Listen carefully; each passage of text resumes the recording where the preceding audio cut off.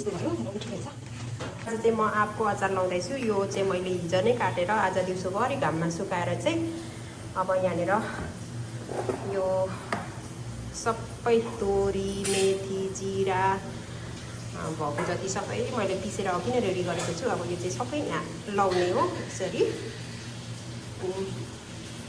यो लाउन आँटेको यो तेल चाहिँ मैले अघि नै खराइराखेको थिएँ। यो तेल पनि अब यो खरेर चिसो भएको चाहिँ यसरी म चाहिँ यो तरिकाले लाउँछु।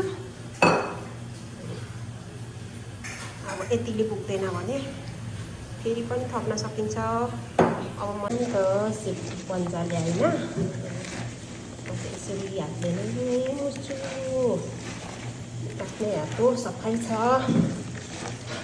यसरी चाहिँ मुसेर चाहिँ यस्तो टेस्टी हुन्छ कि साथीहरू। अमिलो पिरो टक्क खानु मनपर्नेले चाहिँ यसरी बनाउने हो नि त आँपको अचार। यो चाहिँ लास्ट अब पाक्ने बेला भन्दा पनि पाकिसक्यो। अब चाहिँ मजाले देखियो।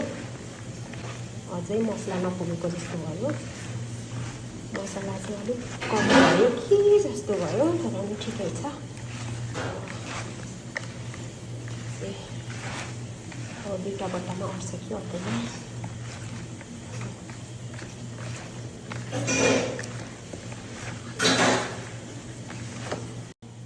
बट्टामा लाएर चाहिँ घाममा राख्ने हो यति दिन। अनि चट्ट पिरो अमिलो अचार खान पाइन्छ यसरी बनाएपछि चाहिँ। मैले चाहिँ यस्तो भयो है लगाइसकेको ठुलो बट्टा। अनि यो चाहिँ सानो बट्टा यो रातिको काम भयो आज चाहिँ।